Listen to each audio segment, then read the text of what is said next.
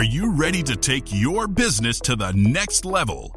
Every day there are countless books and articles that are published offering the key on how to make your business a success. It's easy to feel overwhelmed trying to keep up and run your business.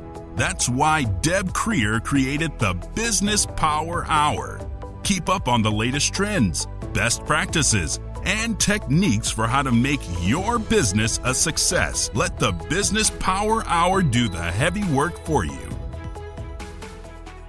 Good morning. Good morning. I am Deb Krier, and I am passionate about giving professionals the tools that they need to make themselves and their businesses as successful as possible. And oh my gosh, we're going to have so much fun today. We're going to be talking about tequila.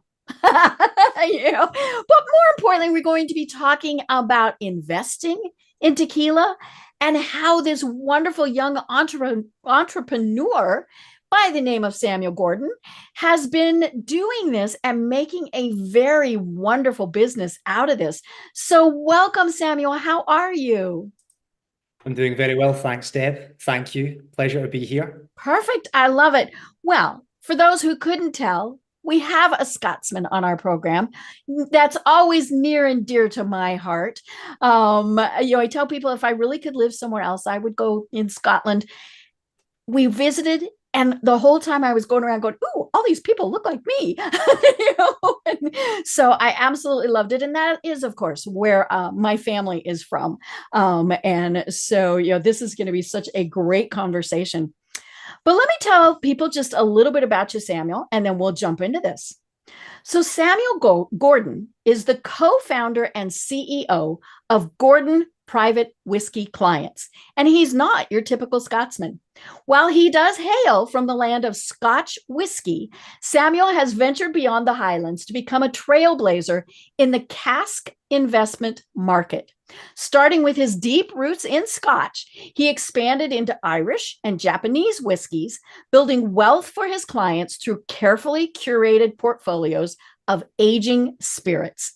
But Samuel's journey doesn't stop there. He has now added a twist to tradition by offering investments in the world's fastest growing premium spirit, 100% blue agave tequila.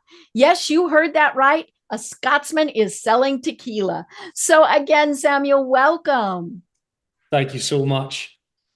Well, I always like to know how my guests got to where they are today. And I'm guessing you have a pretty fascinating story. So tell us a little bit more about it.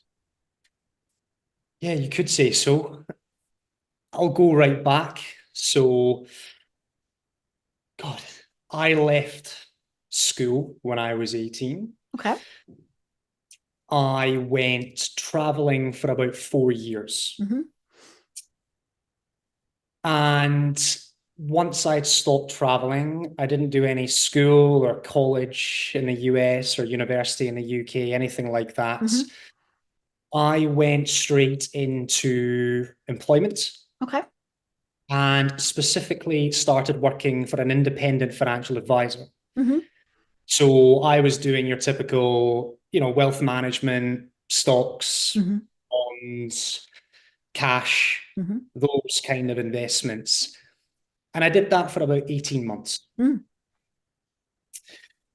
However, I then met, when I was in my IFA role, I met an entrepreneur who specialized in whiskey, Mm-hmm. primarily, various different whiskey businesses. And he had the idea to set up a Scotch whiskey investment company. Mm-hmm. That time. Wasn't really a thing at that point, certainly mm-hmm. not casks. So I really had no qualifications at all at the time, to be honest. I was very young. I was 21 or 22 mm-hmm. years of age, very, very young, but obviously a lot of passion, mm-hmm. a lot of enthusiasm, a lot of energy. So yeah, we started up the first ever Scotch whiskey cask investment company mm-hmm. in Europe. And initially, I was a salesperson. I was the first salesperson in the company. As time went on, as we grew the company, we expanded from our presence in Scotland across to Europe, then across to Asia, to Singapore, Hong Kong.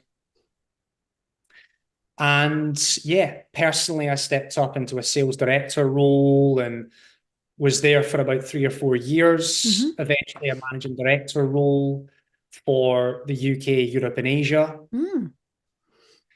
And then our final step in that journey was the expansion into the US. So we then expanded the business in the US. I took on the project as the president for the company. And we took Scotch whiskey cask investment to the US as a regulated investment for the very first time. I was there for about 18 months and I'd spent about 8 years with that company total at that time. And then I left them about 12 months ago now to set up my own company, which is where I'm at now, which is Gordon Private Whisky Clients. We, of course, are doing whiskey. So Scotch, of course, Japanese, Irish. We have diversified into Irish. It's not something I did previously. I had done Scotch, I had done Japanese. And most recently, as you know, Deb, we have diversified into tequila as well. How did that happen? Yeah, because that's a pretty different spirit. Yes, it is. It is. You know, myself and my co-founder, Mark Johannes, so we've worked together for many years. We like to innovate. We consider ourselves pioneers. And we've always been looking at other opportunities in global spirit markets. And that research over about a 12-month period led us to tequila. I have since spent probably the last 4 months, over the last 12 months across in Mexico. I've completely fallen in love with the people. I've completely fallen in love with just the culture generally, but of course tequila as a product as well. So yeah, we took our first steps into the market about 6 weeks ago now, just over a month. Oh, wow. Yep. And we have just launched the world's first tequila cask investment program. And yeah, that's it. Here we are today. Now, I love it. Alongside tequila for the first time. Very fun. Well, as you know, I interviewed someone about Scotch cask investment. We both know Taylor Costa Van Putten, and talked to him and was fascinated because I had absolutely no idea that people would invest in a cask. So explain that to us, because I think that, we're thinking, okay, we buy stocks, we buy bonds, we invest in a company. How on earth do you invest in a cask? Not casket, folks. Cask. A tequila cask, a whiskey cask. How do you invest in a tequila cask? Yeah. You're obviously investing in a real asset. So when we say the cask, we don't just mean the oak cask itself. So I'm not just buying that barrel. No, exactly. You're buying a barrel, in this case, full of tequila. Okay. Now, the beauty of investing in barrels or casks versus bottles, for example, is really the aging process. So that is where the spirit interacts with the oak cask, very similar to wine, of course, whiskey, tequila. It interacts with the cask over time to age the spirit.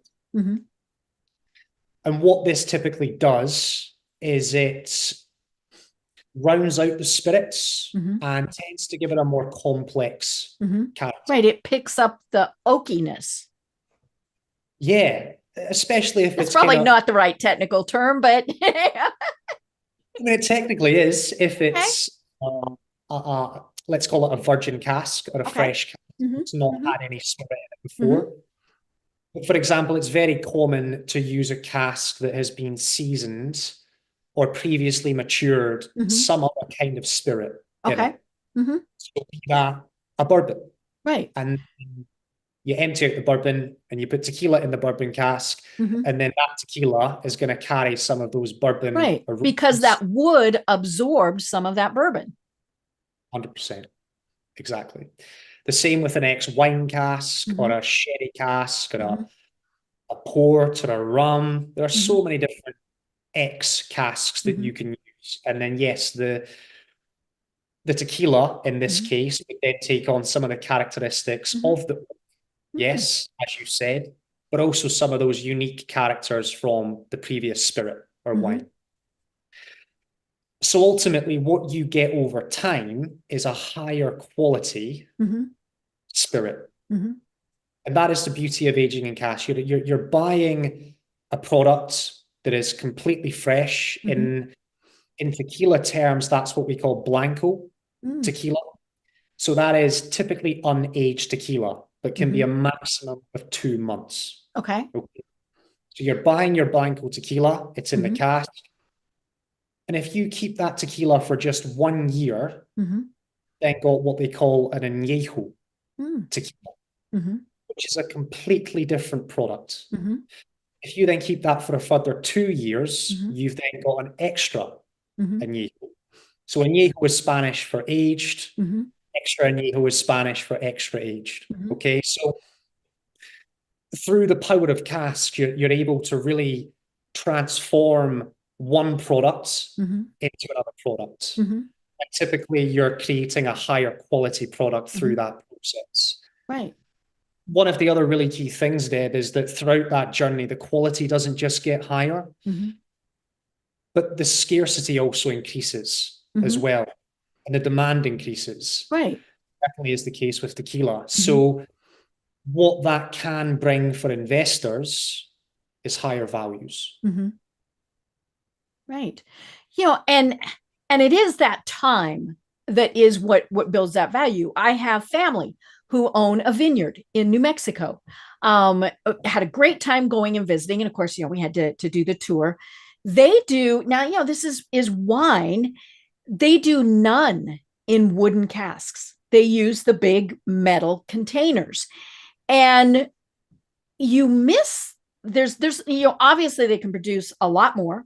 They produce it more quickly, all of those various things. But, you're not going to have, say, that oaky bouquet or, all of those various things that you would get from it. See, I kind of know what I'm talking about.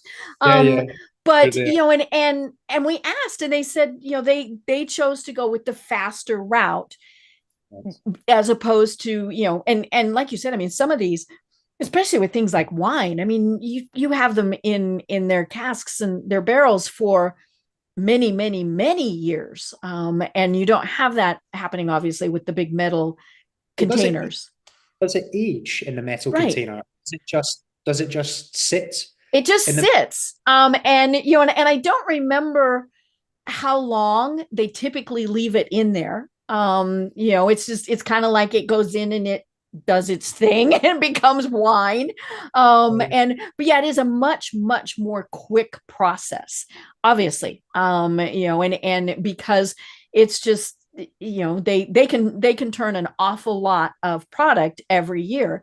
And so they chose to go with quantity as opposed now, I shouldn't say as opposed to quality because they've won awards, they've done all sorts of things, but it is a very different product than something that has been done in a wooden cask. Absolutely. Yeah, absolutely. It's really key, Deb, because it's almost reversed with tequila. So if we stick with whiskey and tequila for the example here, right? Because wine gets pretty complicated. I just don't know too much about wine, to be honest. So yeah, tequila, whiskey. Okay. With whiskey, investors are typically going to buy what's called a new make whiskey. Okay. So it is fresh off the copper still Mm-hmm. into an oak cask, as we're talking about now. And an investor is then going to buy that product at that point. It's called make whiskey. Okay. Now, an investor in whiskey is really going to, I would always have advised, and I always do advise investors in whiskey to look at a 10-year term. Okay. Okay. Because really, that's where the scarcity point is past that age. Even better past the age of 12, 15, 18, going into the 20s. That's So it's when a you've got long-term investment. Correct. That's when you've got a really scarce asset on your hands. And obviously, with the premiumization of the whiskey category, that's really where you see the greatest demand happening now, or the highest growth rates, certainly in the whiskey markets, are within those aged categories, 12, 15, 18 plus. People are drinking less, right? People are drinking less. They're drinking less, but they're drinking higher quality. They're spending. They're enjoying it more.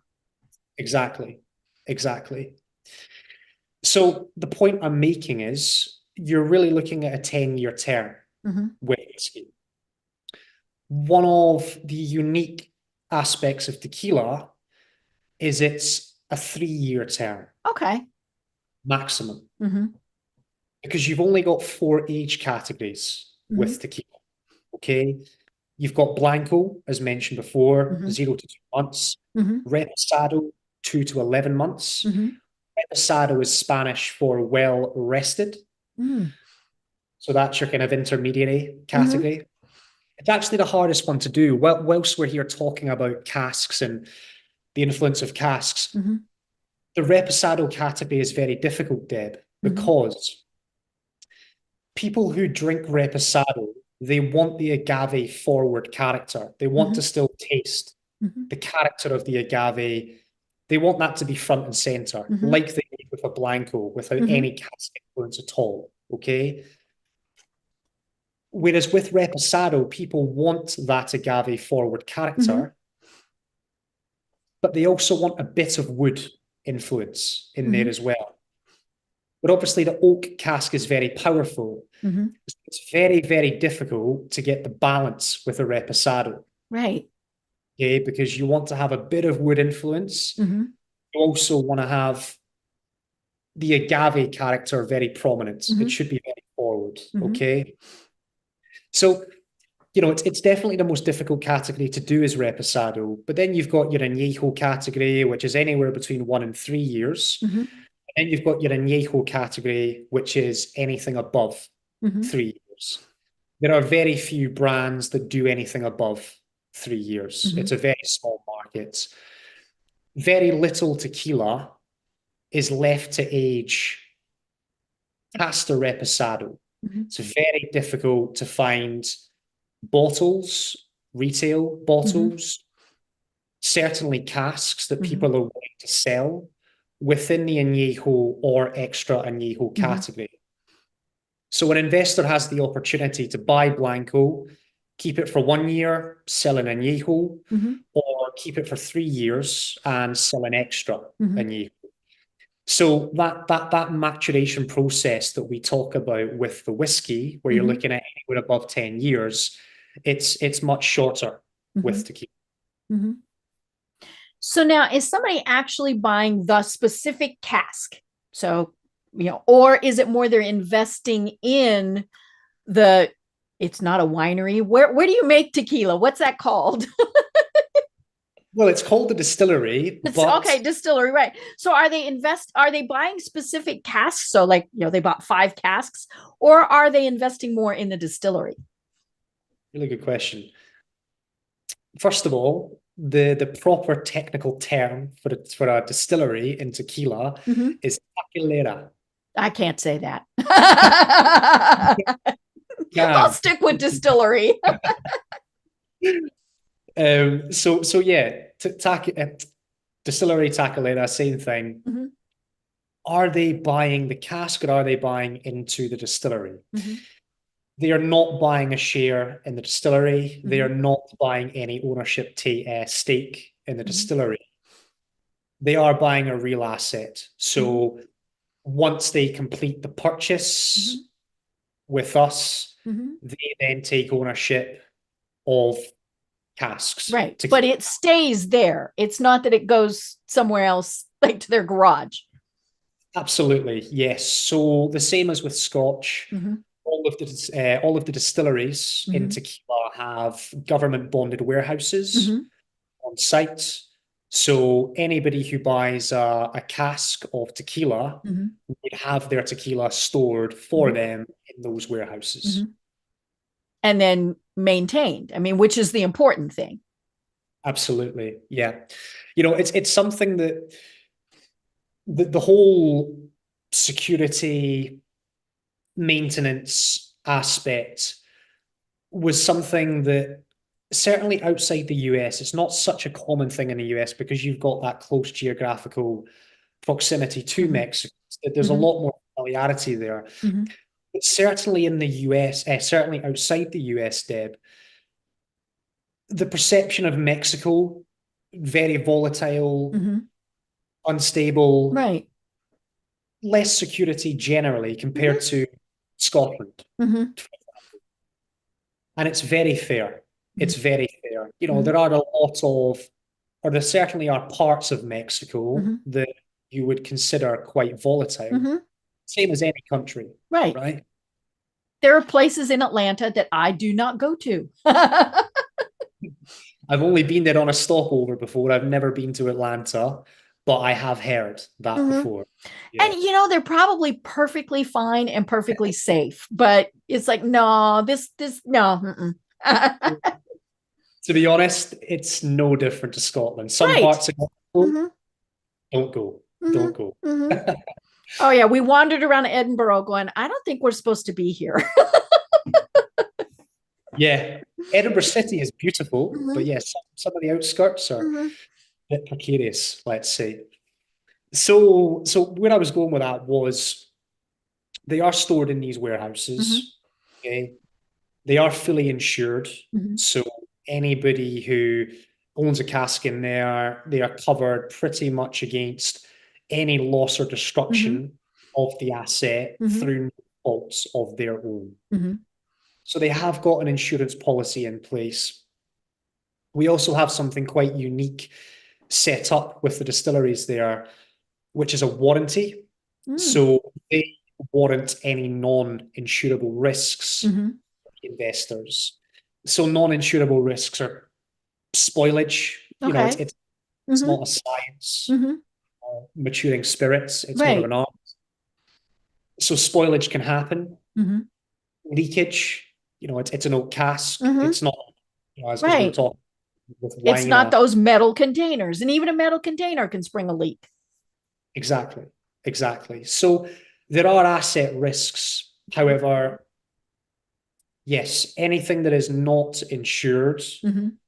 is warranted by Okay. the Hmm. so things like leakage, spoilage. Hmm.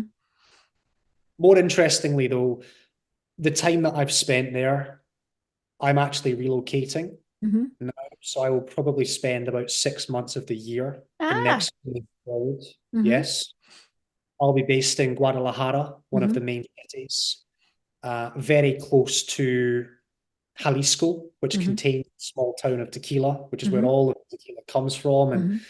most of the distilleries are within that Jalisco region. Hmm. But the industry itself is extremely well regulated, Hmm. extremely secure. Hmm. Tequila is a $16.5 billion a year. Right. So the Mexican government's going to make sure that it's protected. Exactly, exactly. And you've got various, regulatory Hmm. bodies, government regulatory bodies, Hmm. the CRT, which is the Consejo Regulador de Tequila. Hmm. So they are the governing body, if you like, of the tequila Hmm. industry. And they very much oversee the whole process from the Hmm. cultivation, the raw materials Hmm. like the agave, Hmm. all the way through the standards for the production process, the aging process, obviously key for our investors, securing that environment, sealing the casks, all the way through to bottling and marketing practices.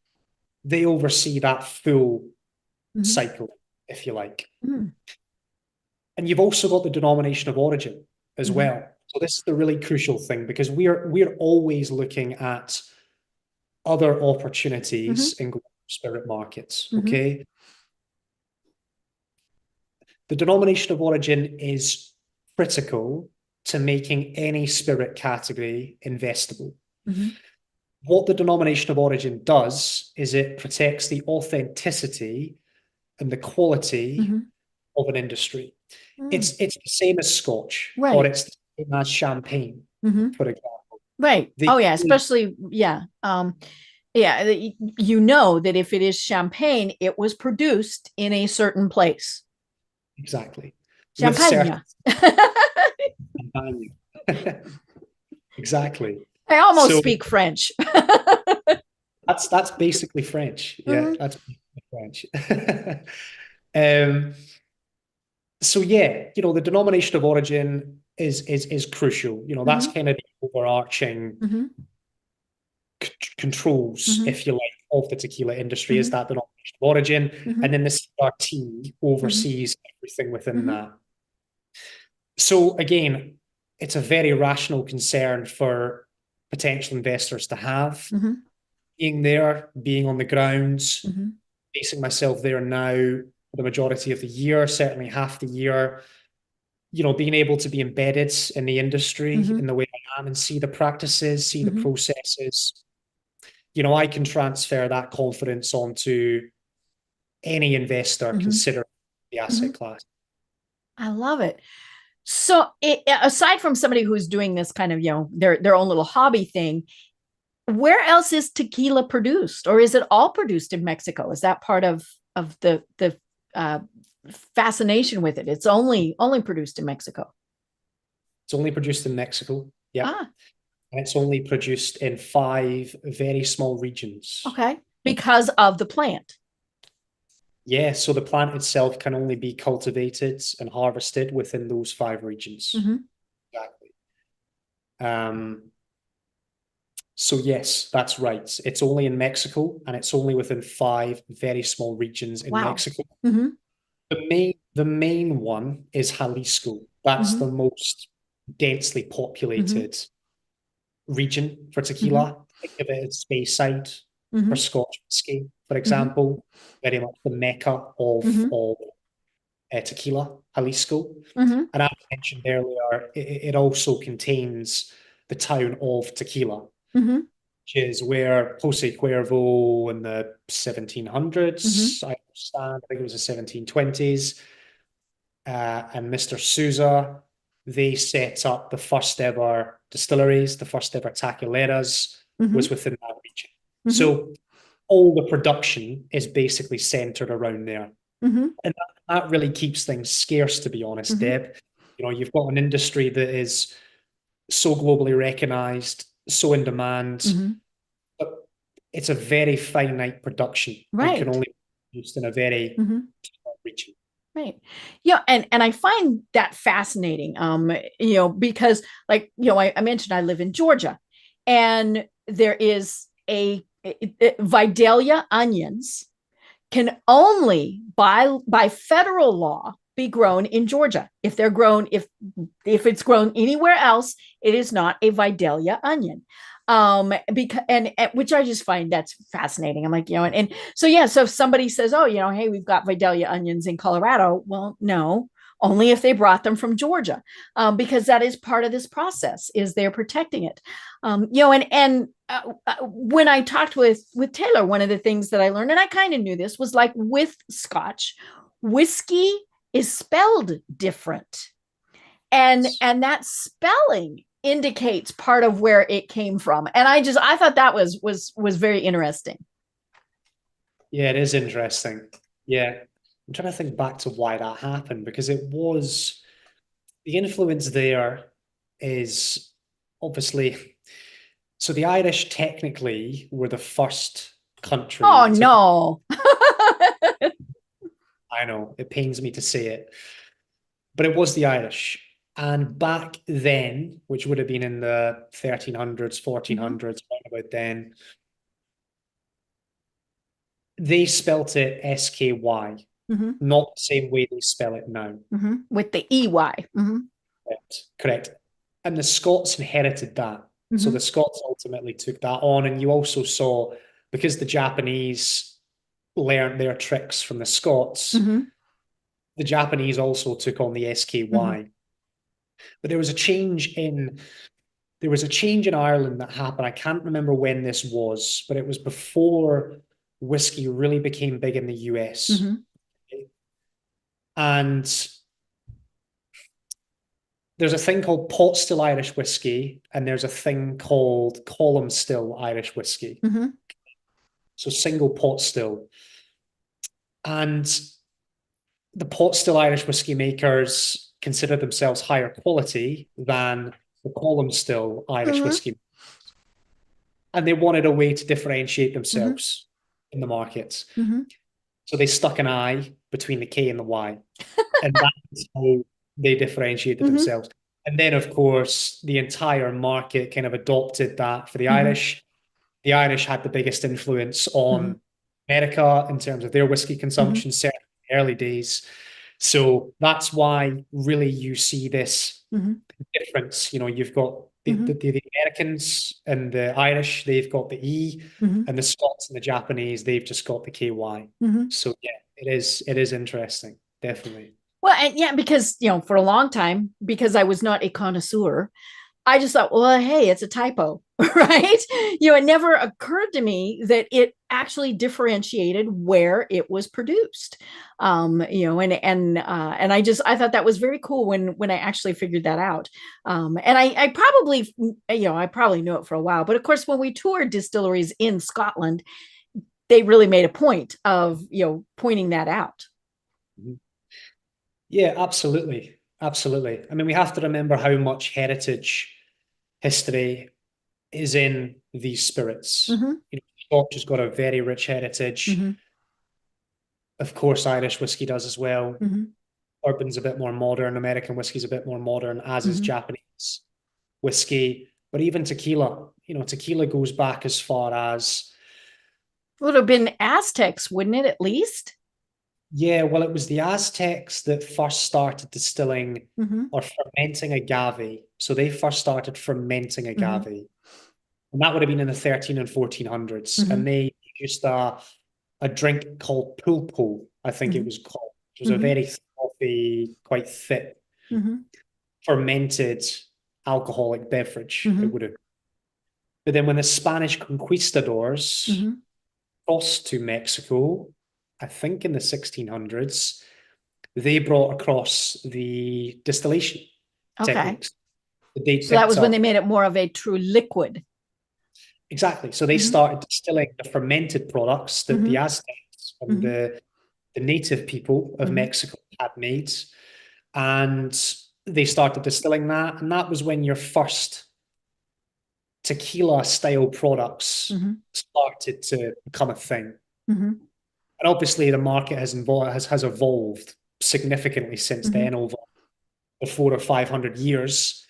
But yes, as with the Scots being very proud of Scotch whiskey, you've got exactly the same with tequila in Mexico. You know, that history, that heritage. When you're across in Mexico, and we take a lot of our investors across, so we want to really ingrain them in the industry, you know, allow them to go and see their casks, you know, when it's produced, you know, the sunny hills, the sunny lands of Mexico, experience the culture. You get the same from the Mexican people, from the people that work in the distilleries, you know, the craftsmanship, the skill. Right. And multi-generation, I'm assuming, too. 100%. So yeah, I couldn't agree more. I love it. Well, now, you know, we've piqued somebody's interest and they're thinking, this sounds interesting. Is this something that only millionaires can invest in? Or, you know, somebody who's got, you know, a little spare change that they're going to invest? what, kind of what is your typical investor? Yeah. Or is there a typical investor? Look, I mean, this is a combination of two things. It's a combination of passion, Mm-hmm. and it's a combination of investment. Mm-hmm. The majority of people that invest with us, they've got an interest, they've got an understanding, they've got some exposure to tequila Mm-hmm. as a product. Right. Because they're going to want to sample the product too. Exactly, of course. Mm-hmm. But they've also, of course, got an intention of diversifying, Mm-hmm. protecting, Mm-hmm. growing wealth. So typically most people that we are working with, our clients, they've got that blend of Mm-hmm. both. Of course, we have some people that really just come across, they don't have any interest in tequila. Maybe they don't even like tequila. Maybe they just prefer cognac or Mm-hmm. whiskey. And they're just here from the investment. Right. And it's a fascinating thing to be investing in. Yeah, and our the data that we have, the industry data that we have, is very strong over the next 5 years. Mm-hmm. So somebody looking at it purely through that investment lens, in terms of a tool for diversification or an alternative asset, there's certainly a lot of potential benefits there for investors' portfolio, right? Mm-hmm. But yeah, Deb, it's a real blend of both. Mm-hmm. Typically you've got people, again, it might not be tequila, maybe they like just luxury, prestige assets. They want to buy those goods, those prestigious assets. They want to invest in high-end goods. So, tequila falls into that category. So it's very much a combination of both things. Mm-hmm. So if somebody's thinking about this, how do obviously we want them to talk to you, but what type of research should they be doing? Is this something that they'd find written up in Fortune or Forbes, or how are they gonna research this? Research is key. Doing your diligence is absolutely key. There is, of course, a lot of data, a lot of information out there online. Aside from our company and the content, the data that we put out that people can look to, it'll give them an understanding of, the market dynamics, the supply, the demand. And that's all out there, of course. When it comes to understanding the barrel program and ultimately how this specific opportunity works, yeah, this is something that if they follow us, our socials, go on our websites, find us up online somehow, they're going to be able to learn a lot more about the barrel program. We've got a team of consultants that, for anybody who is curious, anybody who wants to just really look at the market, understand the market, ask the right questions, we've got a team of consultants that are ready to guide potential investors through that process. So it's all out there. It's all public information. We've got a lot of information out there as a business on our website, on different websites. There's a lot of third-party information out there. But if somebody really wants to start looking into the market, speak with an expert. And of course, as I've said, we have consultants that can be on hand to guide anybody through that process. Right. So I'm assuming that where they make their money, where they get their return on investment, is when the casks are sold. So is that kind of how that works? So there's really nothing until the casks are sold. I mean, they get updates and things, but there's nothing until that happens. Yeah, it's 100% right. It's 100% right. They invest, again, it's either a 1-year term, a 3-year term. So they can say, I'm going to buy my Blanco today and I just want to invest for 1 year. that means they're going to be selling añejo. Mm-hmm. If they want to invest for 3 years, that means they're going to be selling extra añejo. Now, how we do it, Deb, is we fulfill orders for brands who require aged tequila to meet market requirements, to meet their market demand.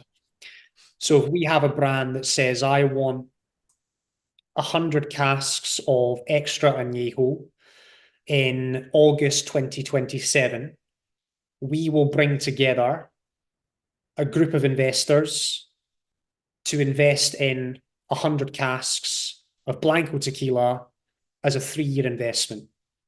So they take ownership of those casks, and then at the end of that 3-year term, we then assist them with facilitating that sale to the brands, then bottle it for their market demand. So we handle that full process all the way from purchase, managing their account, providing them with market updates, keeping them engaged, all the way through to then actually selling the investment. And yes, they make their return at the end of the term. Right. They sell that. So what I'm assuming a lot of people would do is they just kind of do a running thing. They might do 1 year and 3 years, and then they just keep investing. So that way they continually have hopefully a return on their investment. Exactly. It's very similar to like a laddering strategy with bonds, for example. So yes, you're right. It's correct. So, I don't know that much about tequila, and of course we all know about Jose Cuervo, but how many brands are there? I mean, this is obviously it is very finite because it's only made in 5 counties, but how many different brands are out there? Around about 2,800 brands. Holy cow.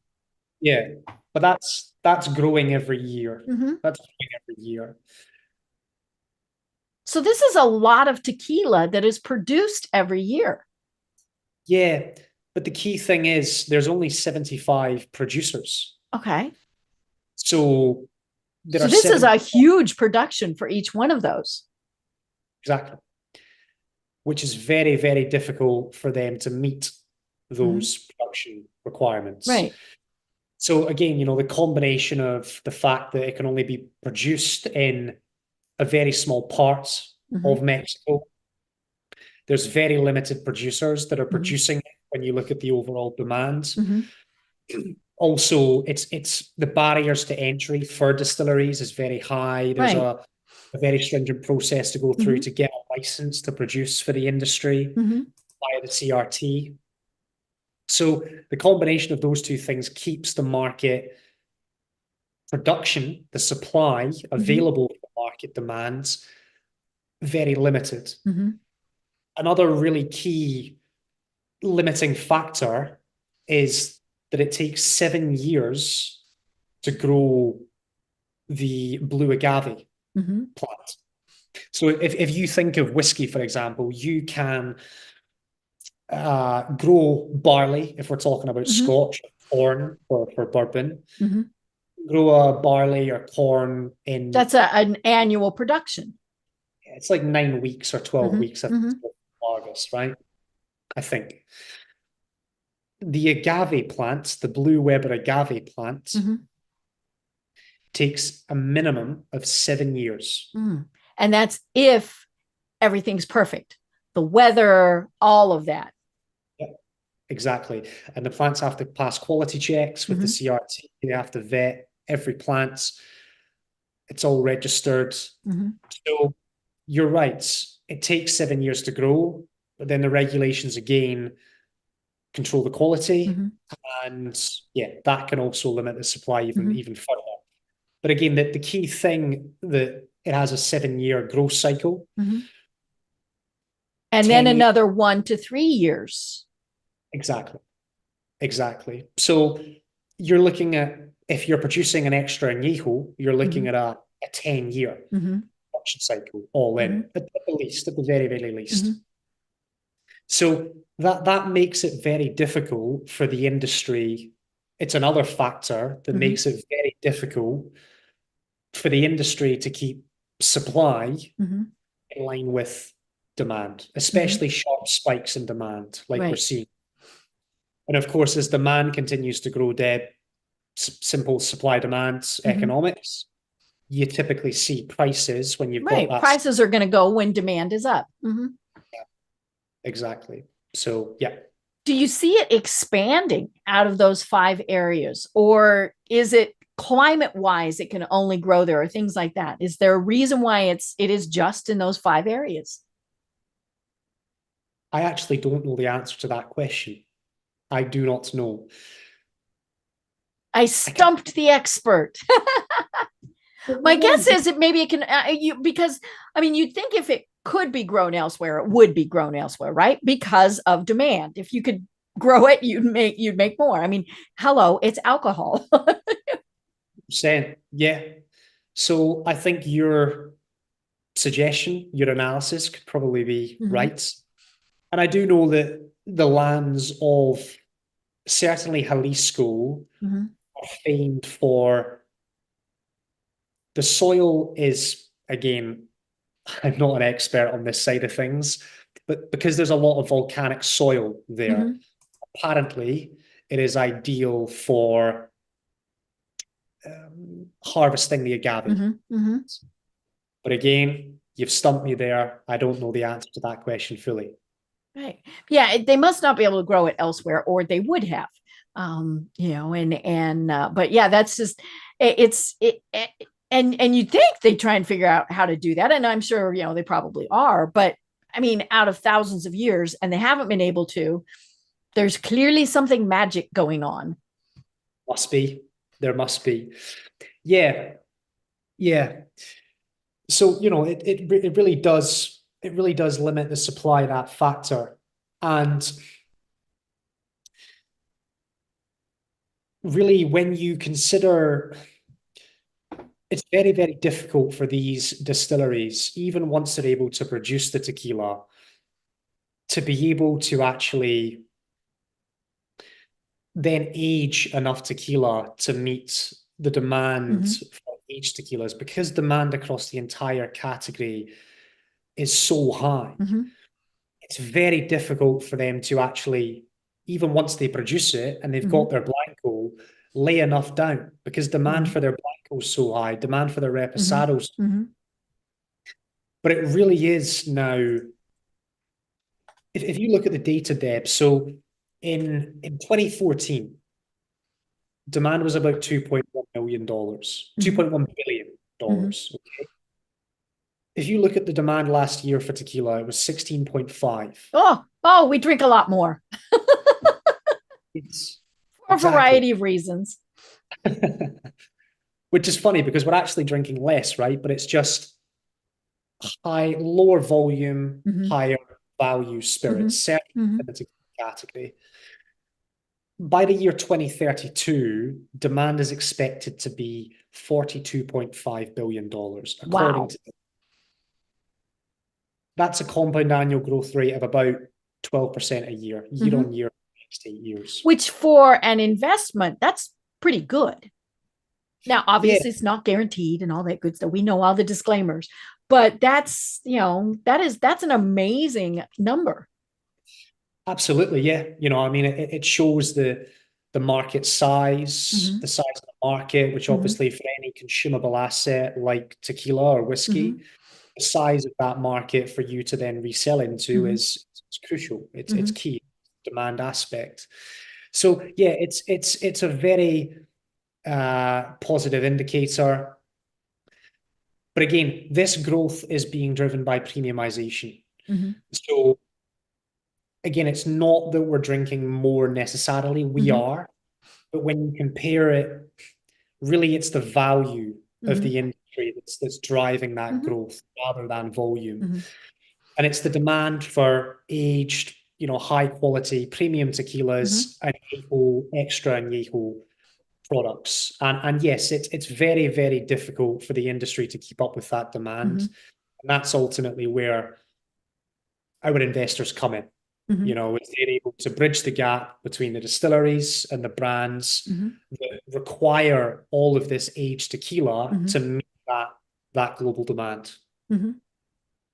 So you mentioned that you're going to be living there and learning more about it. You're like, there's a wine sommelier. And so is there a special term for somebody who is the tequila master? I don't even know if that exists. Yeah, I'm definitely not one yet.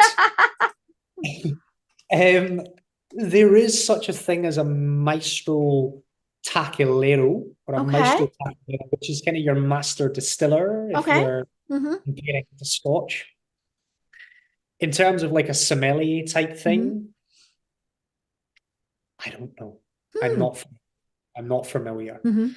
But I've certainly met a lot of people who are extremely knowledgeable in the category. Some of our partners, the distilleries that we're partnering with, the depth of knowledge that these people have about the spirit, the production, it's incredible. It's incredible. So unfortunately not me. It's not a status that I have, but yeah, there are certainly some extremely skilled people that are working in the industry. Definitely. I love it.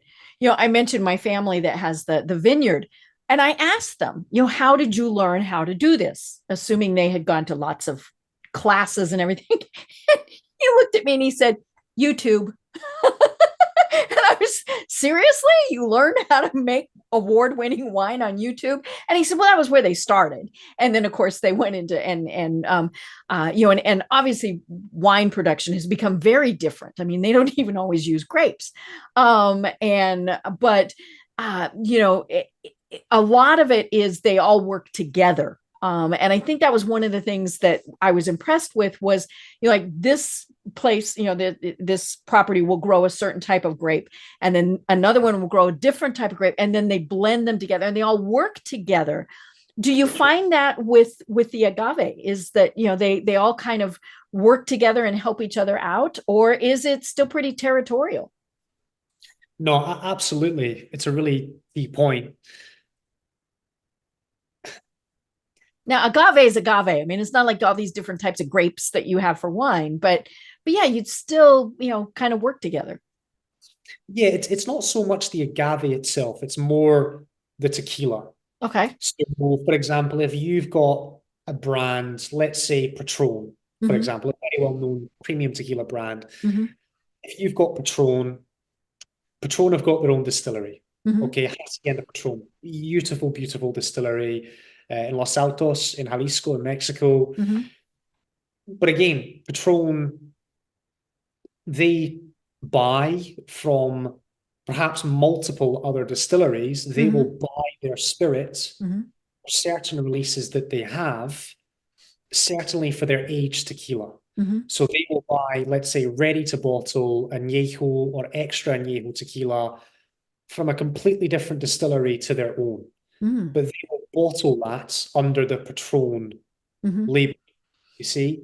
So it's not so much the agave, it's more the trading between distilleries, trading between brands of the tequila itself, especially the aged tequila, if that makes sense. It does, because they are all slightly different, right? Because it's not that you just dump everything in and it is a little bit different. And I learned that from my cousins who are making wine. They said, yeah, you add a little of this, you add a little of that. And even just the time of year that you start working on things is going to change things. And it's they love it. And I can see why, because it is such an intricate and detailed process and very much an art. Absolutely. Couldn't agree more. It's not a science. It's most definitely an art. One of the beautiful things about tequila, Deb, is you've got kind of two different production methods. You've got it's called the industrial method, where, again, very similar to what you said with the wine, people can produce extremely high volumes of tequila. They've got a higher yield from a smaller amount of raw materials used. That's called the industrial method. They'll use things like a diffuser, a mechanical roller mill, and you can taste it. You can taste it in the final Right. product. Okay. Then you've got the traditional method, which, you know, they'll use a stone wheel on a roller that kind of goes around and crushes the agave instead of a mechanical roller mill. They will, instead of using an autoclave to cook the agave, they'll use like a stone oven, which takes a significantly longer period of time to cook the agave versus steaming them in a metal container. And you can taste the difference. They get less yields, they get less products, but they get a much higher quality. Higher quality of product. Exactly. And ultimately, that's what we're working on with our investors is always, you know, 100% agave, highest quality. There's no other sugars in there. That's what gives you the terrible headache the next day. And it's all traditional production methods, you know, small batch. So yeah, and ultimately that enables us, you know, further down the line to sell to the big premium brands that demand the highest quality tequila. So yeah, couldn't agree more with what you said. I love it. Well, oh my gosh, this has been so fascinating. I would love to tour just because I think that would be very interesting. But if someone says, "Hey, Samuel, we're interested," how do they find you? I love people to reach out to me directly, to be honest. If people are on LinkedIn, they can find my profile on LinkedIn. I think I've given the link to you, We'll Deb. put a link to that in the show notes. They're more than welcome to connect with me and reach out. My email address is on the website. Otherwise, of course, they can make a general inquiry and speak with one of our consultants. We're on Instagram, LinkedIn, Facebook, you name it. So yeah, again, they can make a general inquiry with our consultants, or if they want to reach out to me directly, I'm more than happy to speak with them. I love it. This really has been just absolutely fascinating. I don't think I'll probably ever talk with another person on this subject again. So you are truly unique. So this is so much fun.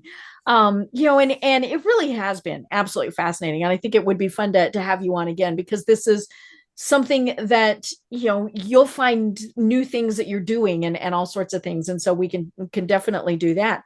But until then, do you have any final thoughts that you want to leave everyone with?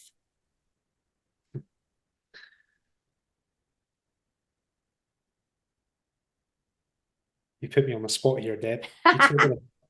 You told me this is going to happen. If somebody says, "Samuel, in 2 or 3 sentences, tell me why we should do this." Do you know what?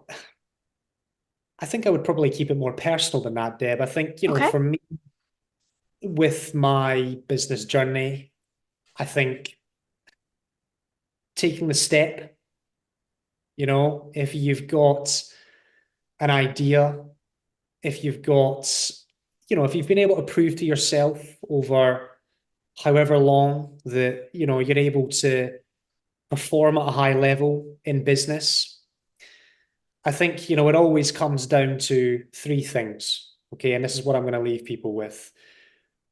Always put the client first. Very cliche, blanket statement, but when you're in business, that's the number one thing you have to do to have a long-term, successful, sustainable business. Look after your clients, put the clients first. Number 2, build the right team. Put the right team around you. So important. Surround yourself with people who are ultimately better than you. That's what I always try and do.